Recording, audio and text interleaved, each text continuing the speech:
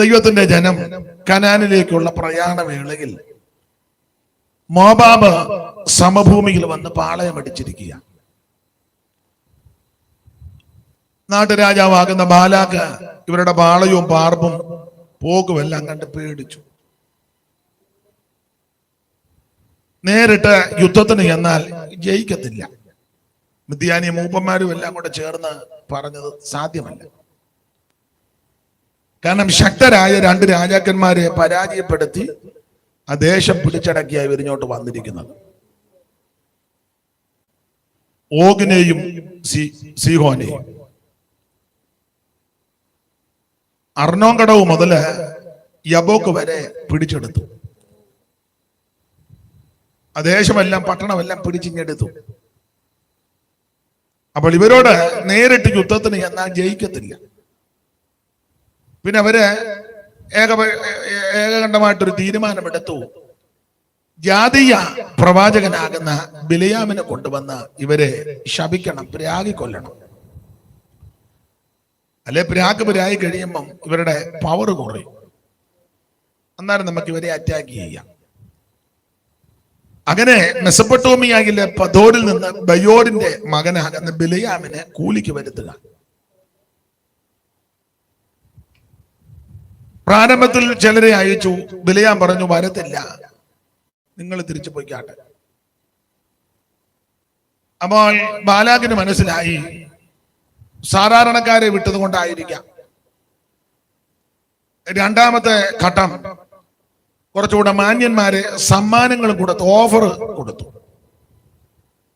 അപ്പോൾ ബിലയാം പറഞ്ഞു, ബാലാക്ക് എനിക്ക് ഗൃഹം നിറച്ച് വെള്ളി പൊന്ന് തന്നാലും എന്റെ ദൈവത്തിന്റെ പ്രമാണം കൽപ്പന വിട്ട് ഏറെയോ കുറയോ ചെയ്യുവാനോ പറയാനോ എനിക്ക് ഒക്കത്തില്ല. ഇത് പൊതുവിൽ പറഞ്ഞെങ്കിലും അകത്ത് ദ്രവ്യാഗ്രഹത്തിന്റെ കൂടായിരുന്നു. പത്രോസിന്റെ 2-ാം ലേഖനം 2-ാം അധ്യായത്തിന്റെ 15-ഉം 16-ഉം യൂദ 11-ലെ കൂലി കൊതിച്ചു എന്നാ എഴുതിയിരിക്കുന്നു. അനീതിയുടെ കൂലി കൊതിച്ചെന്ന. അപ്പോൾ ദൈവം പറഞ്ഞു, നീ എന്നാ പോയിക്കോ. 2-ാം വട്ടം പ്രാർത്ഥിച്ചു. പക്ഷെ ഈ യാത്ര ദൈവത്തിന്റെ തിരികിതമല്ലായിരുന്നു. എന്നാൽ ദൈവം അനുവദിച്ചു. അതിന് വേണം ഇങ്ങനൊരു പേര് കൊടുക്കാം, നിർബന്ധിത ദൈവഹിതം. പെന്തിക്കോസുകാർ അങ്ങനെ നിർബന്ധപൂർവമായിട്ട് ദൈവഹിതമാക്കിയെടുക്കും. അതിന് 21 ഇരിക്കും, 7 ഇരിക്കും, വെള്ളം കുടിക്കാതിരിക്കും. അതിന് ഈ സമരം ചെയ്യാന്നാ പറയുന്നത്. ഇപ്പൊ ദൈവത്തിന് ഉദാഹരണമാകട്ടോ, നിങ്ങൾ ഈ ഭൂമിയിൽ കർത്താവിന്റെ വരവ് വരെ മരണം വരെ പാർക്കാൻ ഒരു വീട് ആവശ്യമാണ്. അത് സമയമാകുമ്പോൾ ദൈവം തരും. പക്ഷെ നമ്മൾ അതിന് മുമ്പേ ഇരുന്ന് സമരം ചെയ്ത് മേടിക്കാറുണ്ട്. സമയമാകുമ്പം ദൈവം തരും. ദൈവത്തിന്റെ സമയം വരെ വെയിറ്റ് ചെയ്യാൻ പറ്റാതെ അതിനു മുമ്പേ നമ്മൾ സമരം ചെയ്ത് അതിന് നമ്മളുടനെ ചെയ്യുന്ന നടപടിക്രമമാണ് ഉപവാസം. 21 അപ്പൊ ഈ കഞ്ഞിയും വെള്ളവും കുടിക്കാതിരുന്നെങ്ങാനും ചത്തുപോയാൽ ദൈവനാമം ദൂഷിക്കും. അതിന് ദൈവം അന്നേരം അങ്ങ് കൊടുക്കും. ഉടനെ നമുക്ക് പിന്നെ ഉറപ്പായി ഇങ്ങനെ സമരം ചെയ്താൽ വീണ്ടും കിട്ടും. ഉടനെ നമ്മൾ പിന്നെ വണ്ടിക്കിരിക്കുക. വണ്ടി അതും സമരം ചെയ്യുമ്പോൾ ദൈവം ചത്തുപോയ ദൈവനാമം ദൂഷിക്കുകയല്ലേ. അപ്പൊ ഇങ്ങനെ ദൈവത്തിന് ടൈമിൽ ദൈവം തരും. പക്ഷെ അതിനു മുമ്പ് നമ്മൾ സമരം ചെയ്ത് ഓരോന്ന്. നിങ്ങളെ സെക്രട്ടേറിയറ്റിന്റെ വാതൊക്കെ ചെന്ന മുഴുവൻ ആൾക്കാരാ അല്ലേ? ചിലതൊക്കെ നടക്കുന്നുണ്ട്, ചിലതൊക്കെ നിരാകാര സമരം. അതിന്റെ ഡേറ്റും എഴുതിയിട്ടുണ്ട് അല്ലേ? 18-ാം ദിവസം. അപ്പൊ ചിലര് അങ്ങ് ക്ഷീണിച്ച് തളർന്ന് പൾസടി എല്ലാം കുറയുമ്പം ചുമതലപ്പെട്ടവര് നേതൃത്വത്തെ അറിയിക്കും. അവര് പെട്ടെന്ന് പറഞ്ഞു അതിന് അവര് സെക്രട്ടറി എന്നിട്ട് ആളെ അങ്ങോട്ട് വിടും.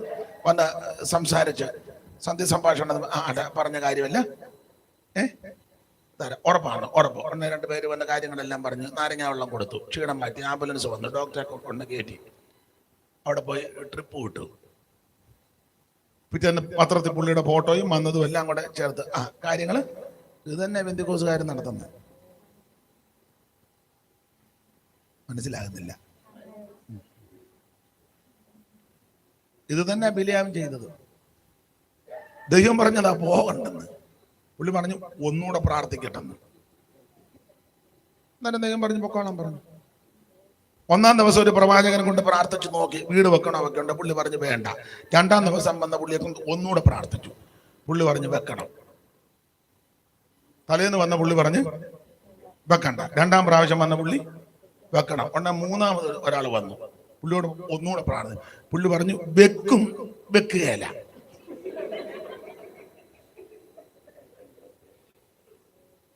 കുഴയാ കിടന്ന്.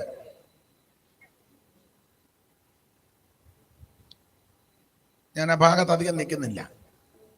നിർബന്ധിത ദൈവഗതം. ദൈവത്തിനങ്ങ് സമ്മർദ്ദം ചെലുത്തുക.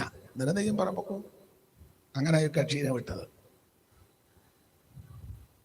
ഇത് പൂർണ്ണമായ ദൈവഹിതമല്ലാഞ്ഞത് കൊണ്ട് യഹോവയുടെ ദൂതൻ ഊരിപ്പിടിച്ച വാളുമായിട്ട് വഴിയിൽ പ്രതിയോഗിയായിട്ട് നിന്നു.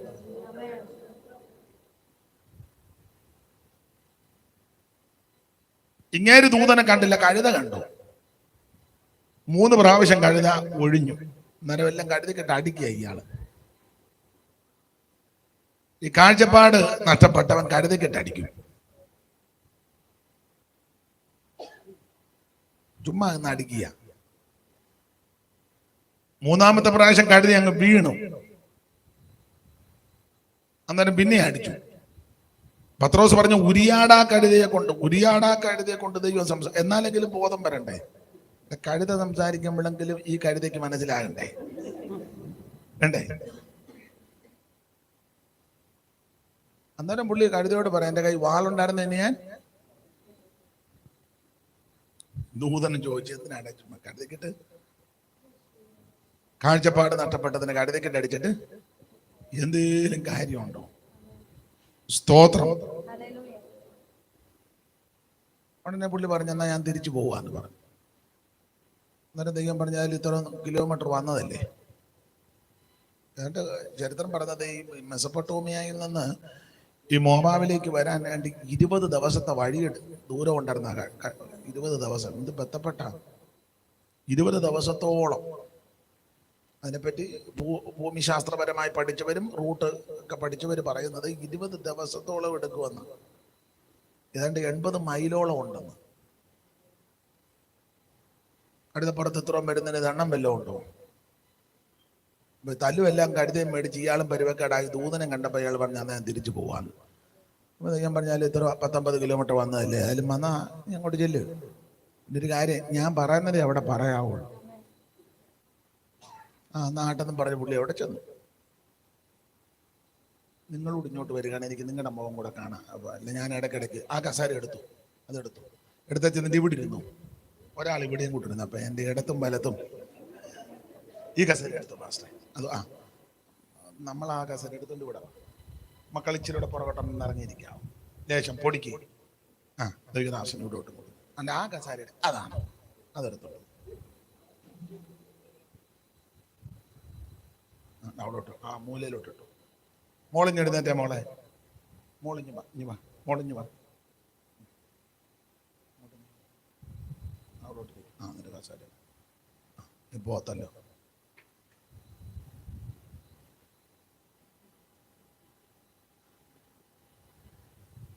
അപ്പോൾ ഇങ്ങനെ പറഞ്ഞ് ഞാൻ തിരിച്ചു പോവുക. അപ്പം ദൂതം പറഞ്ഞ് വേല ഇവിടം വരെ വന്നതല്ലേ, ശരി ഞാന് വായി തരുന്നതേ പറയാവുള്ളൂ. അന്നേരം ഒരു ധാരണ വന്നു. അപ്പോൾ ബാലാക്ക് ചെറിയ ശാസനയൊക്കെ ശാസിച്ചു. എന്തുവാ ഞാൻ ആദ്യം ആളിനെ വിട്ടപ്പം വരാഞ്ഞ്. പുള്ളി പറഞ്ഞ് ഞാൻ പ്രാർത്ഥിച്ചപ്പോൾ ഒരു നടത്തിപ്പ്. രണ്ടാമത് വിട്ടപ്പം പിന്നെ എന്നെ വന്നേ.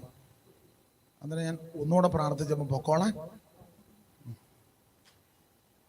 അപ്പൊ ചോദിച്ചു എന്തുവാ അങ്ങനെ മടിച്ചത്? ഞാൻ നിന്റെ ഗൃഹം നിറച്ച് വെള്ളിയും പൊന്നും തരിക, എനിക്ക് എന്നെ തരാൻ കഴിവില്ലേ? അപ്പൊ പുള്ളിക്ക് മനസ്സിലായി കിട്ടപ്പോറുള്ളിടത്താ വന്ന് കയറിയേക്കുന്നെന്ന്. അപ്പൊ പറഞ്ഞ ഒരു ജാതി ഇവിടെ വന്നിങ്ങനെ പടർന്ന് കിടക്കുക, നീ അവരെ ശപിക്കണം. നീ ആരെയും അനുഗ്രഹിച്ചാൽ അനുഗ്രഹവും ശപിച്ചാൽ ശാപമാണെന്ന് കേട്ടിട്ടുണ്ട്. സമ്പത്ത് അല്ലെങ്കിൽ ദ്രവ്യം എത്ര വേണേലും തരാം, പക്ഷെ ജാതിയെ ശപിക്കണം. അങ്ങനെയൊക്കെ പെന്തിക്കോസുകാരോട് ഇടപെടുന്നവരുണ്ട്. ചിലര് ആൾക്കാർക്ക് കാശ് കൊടുത്ത് പറഞ്ഞ് എത്ര രൂപ വേണം തരാം, ഈ ഇനത്തെ ഇവിടെ അടുപ്പിക്കരുത്. ഇവിടെ ഒരു പെന്തിക്കോസുകാരൻ വന്ന് താമസിക്കുന്നുണ്ട്, എത്ര രൂപ വേണേലും തരാം, ഏത് ചെയ്ത് വേണേലും ചെയ്തോണം, ഇവനെ ഇവിടുന്ന് നടക്കുമല്ലോ.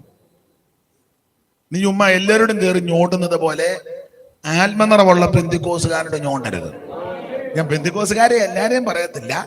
രക്ഷിക്കപ്പെട്ട് സ്നാനപ്പെട്ട് പരിശുദ്ധാത്മ നിറവിൽ ആരാധിച്ച് വേർപാടും വിശുദ്ധിയും പാലിക്കുന്ന പെന്തിക്കോസുകാര് അല്ല, ബോർഡ് എഴുതി വെക്കുന്ന പെന്തിക്കോസ് അല്ല, അല്ല Indian Pentecost, assemblies of God, church of God, അതിന്റെ കാര്യമല്ല ഞാൻ പറഞ്ഞത്. New India church of God, new India Bible church, WME, Kallumala, അതൊക്കെ ബോർഡ് നല്ലതാ. ഞാൻ അവരുടെ കാര്യമല്ല പറഞ്ഞത്. രക്ഷിക്കപ്പെട്ട്, ശ്രദ്ധിച്ച് കേൾക്കണം, രക്ഷിക്കപ്പെട്ട്, ഒന്നുകൂടെ തെളിച്ച് പറഞ്ഞാൽ മാനസാന്തരപ്പെട്ട് യേശു ക്രിസ്തുവിനെ രക്ഷിതാവായി സ്വീകരിച്ച് വെള്ളത്തിൽ മുങ്ങി പിതാവിന്റെയും പുത്രന്റെയും പരിശുദ്ധാത്മാവിന്റെ നാമത്തിൽ സ്നാനപ്പെട്ട് തൃത്വത്തിൽ മൂന്നാമനാകുന്ന പരിശുദ്ധാത്മാവിന്റെ സ്നാനം ഏറ്റെടുത്ത് ആത്മസ്നാനം പ്രാപിച്ച് മനസ്സിലാകുന്ന ഭാഷ പറഞ്ഞാൽ മറുഭാഷ പറഞ്ഞ് ദൈവത്തെ മഹത്വപ്പെടുത്തി, അതും പോരാ, തിരുമേശയെടുത്ത്, അത് രാത്രിയിലോ പകലോ എടുക്കാം, വാശി പിടിക്കരുത്. എനിക്ക് പകൽ തന്നാൽ മാത്രമേ ഞാൻ എടുക്കുള്ളൂ, രാത്രിയിലൊന്നും ഞാൻ എടുക്കുകയില്ല. ഒരു ഗ്രൂപ്പുകാർ ഞങ്ങൾ രാത്രി മാത്രമേ എടുക്കുകയുള്ളൂ. നിനക്കെല്ലാം മാട്ട അല്ല. ഇപ്പൊ എന്നാ ചെയ്യാൻ?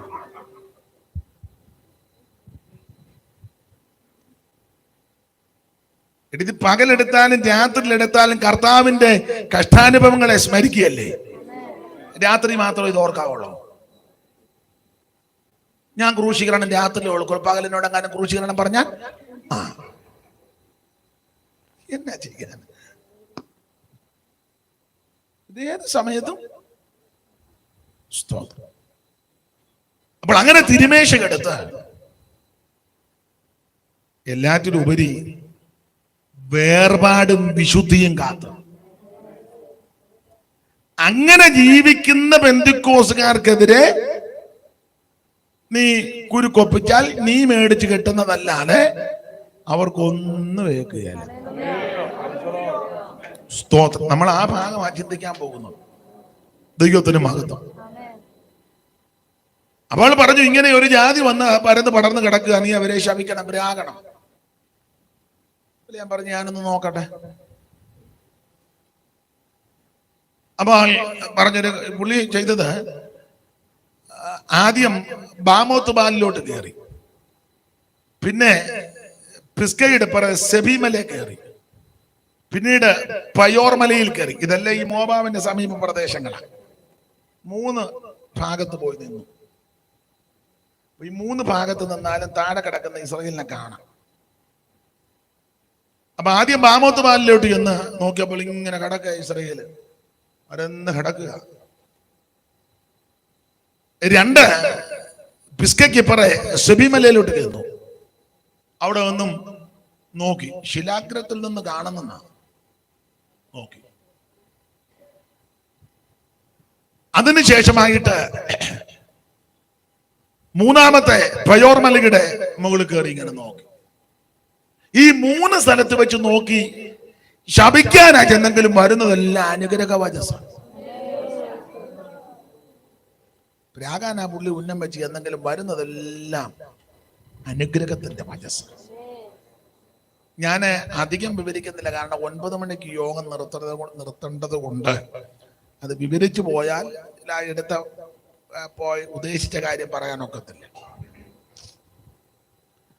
അപ്പൊ ഈ 3 സ്ഥലത്ത് വെച്ച് നോക്കിയിട്ടും ഇവരെ ശപിക്കാൻ പറ്റുന്നില്ല. അനുഗ്രഹത്തിന്റെ വചസ്സാണ് ഈ പ്രവാചകന്റെ വായിൽ നിന്ന് വരുന്നത്. അങ്ങനെ വന്ന കൂട്ടത്തിൽ പറഞ്ഞ ഒരു ഭാഗമാ നമ്മൾ കുറുവാക്യമായിട്ട് വായിച്ചത്.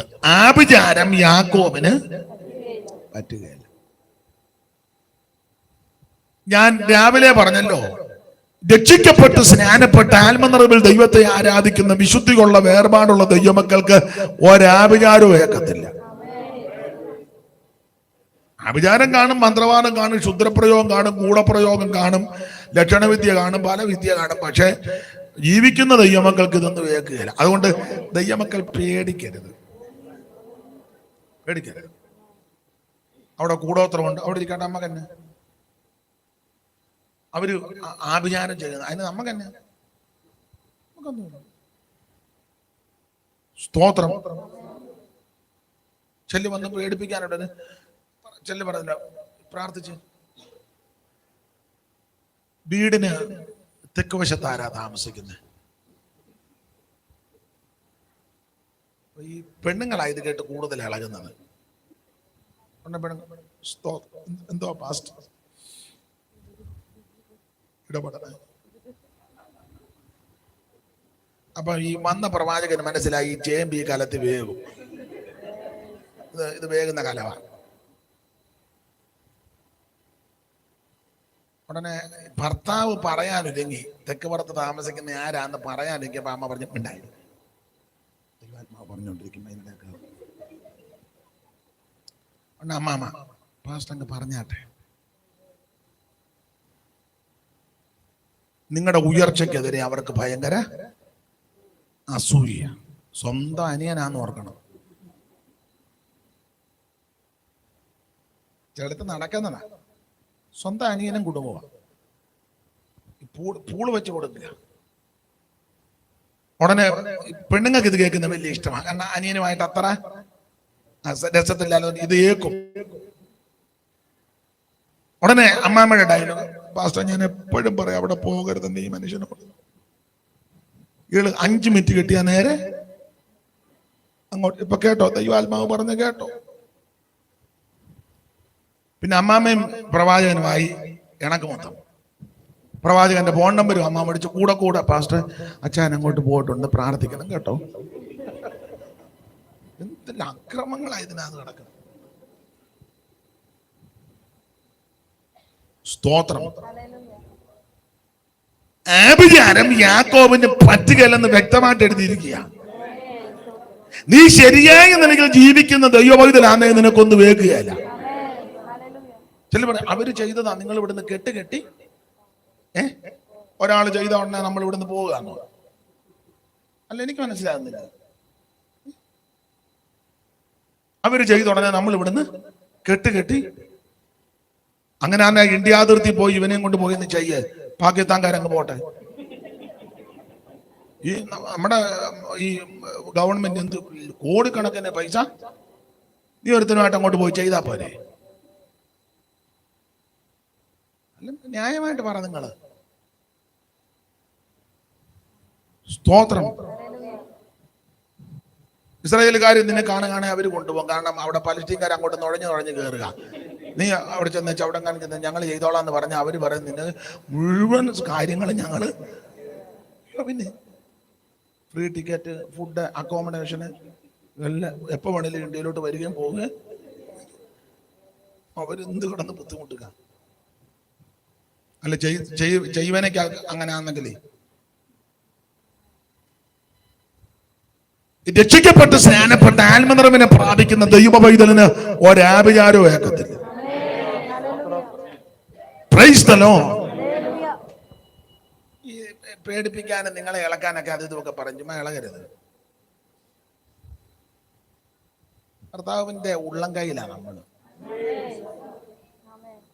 യോഹന്നാന്റെ സുവിശേഷത്തിൽ അങ്ങനെ അവിടുത്തെ കയ്യിൽ നിന്ന് ആരാ നമ്മളെ പിടിച്ചോണ്ട് പോകുന്നത്? അതിന് കഴിവുള്ള ഒറ്റൊരുത്തനുമില്ല.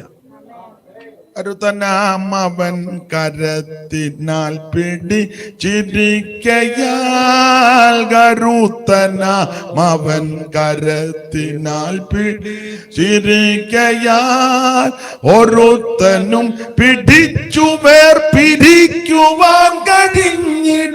വിരുദ്ധമായി വരുന്നതൊന്നും ഏതുമേ ഭയം നിടാ.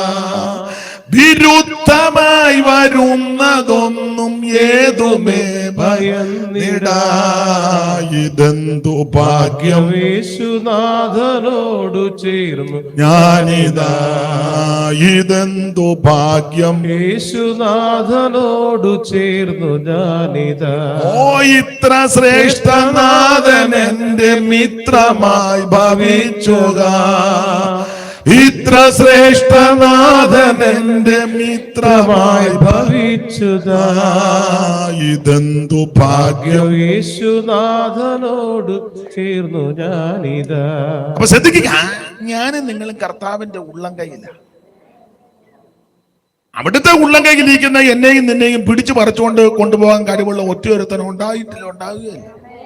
പക്ഷെ ഉള്ളം കൈയിലായിരിക്കണം. തിങ്കൾ മുതൽ ശനി വരെ വേറെ കയ്യിൽ പോയിരുന്നേച്ച് ഞായറാഴ്ച കർത്താവ് നിന്റെ കരങ്ങളിലേക്ക് എന്നെ, അത് നടക്കുകയല്ല. മനസ്സിലാകുന്നുണ്ടല്ലോ? ആട്ടെ, അപ്പോൾ ഈ ബിലിയാം അനുഗ്രഹത്തിന്റെ വചസ്സായി പറയുന്നത്. അങ്ങനെ ബാലാക്കിനോട് പറയാ, നീ എന്നെ ശപിക്കാൻ പറ്റുക, പക്ഷെ ആഭിചാര യാക്കോബിന് പറ്റുകയില്ല. അപ്പൊ ഇന്നത്തെ ചെറിയ വിഷയം, ആഭിചാരം യാക്കോബിന് പറ്റത്തില്ല. അതിന്റെ കാരണങ്ങളാണ്. സ്തോത്രം. അതിന്റെ കാരണം, ഈ ദൈവജനത്തിന് ആഭിചാരം പറ്റാത്തതിന്റെ കാരണങ്ങൾ ഞാൻ ആ സംഖ്യാപുസ്തകത്തിലെ വിഷയത്തോട് ബന്ധപ്പെട്ടായിരിക്കും ഇന്ന് പറയുന്നത്. ആ ഭാഗത്തിൽ ഇസ്രായേലിന് ആഭിചാരം പറ്റാത്തതിന്റെ കാരണം, ഒന്നാമത്തെ കാരണം 22-ാം അധ്യായത്തിന്റെ 9-ാമത്തെ വാക്യം ഒന്ന് വായിച്ച് സഹായിച്ചാട്ടെ. ദൈവം ബിലയാമിന്റെ അടുക്കൽ വന്ന്, നിന്നോട് കൂടെയുള്ള ഈ മനുഷ്യർ ആരെന്ന് ചോദിച്ചു. ബിലയാം ദൈവത്തോട്, ഒരു ജനം ഇസ്രായേലിൽ നിന്ന് പുറപ്പെട്ടു വന്ന് ഭൂതലത്തെ മൂടിയിരിക്കുന്നു.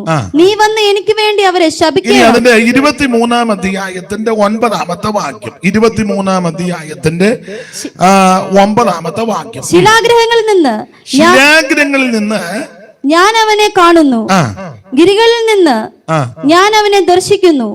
ഇതാ തനിച്ചു പാർക്കുന്ന ഒരു ജനം, ജാതികളുടെ കൂട്ടത്തിൽ എണ്ണപ്പെടുന്നതുമില്ല.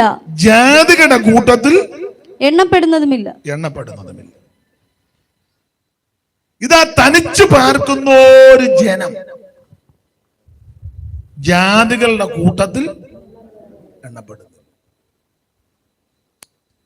ഈ വാക്യത്തിന്റെ വെളിച്ചത്തിൽ ആഭിചാരം ഇവർക്ക് പറ്റാതിരിക്കാനുള്ള ഒന്നാമത്തെ കാരണം വേർപാട് പാലിക്കുന്നവരാണ്. പെന്തിക്കോസുകാര് വേർപാട് പാലിക്കണം. മനസ്സിലാവുന്നുണ്ടോ? ഇത് സകല കേസിനകത്ത് ഞാൻ ഇടപെടുക. പാർട്ടിയുടെ പരിപാടി വെച്ചാൽ അവിടെയും പോകും. അന്നേരം കളർ ഷർട്ടാ, സഭയെ വരുമ്പോ വെള്ള ഷർട്ട്. അത് കോൺഗ്രസിന്റെ പരിപാടിക്ക് അന്നേ കതറിട്ടുകൊണ്ട് പോകും. കമ്മ്യൂണിസ്റ്റുകാരുടെ അന്നേ വെള്ള ചുമന്നലായി, വെള്ളക്കകത്ത് ചുമന്നലായി. നിങ്ങൾക്ക് മനസ്സിലാകുന്നില്ല?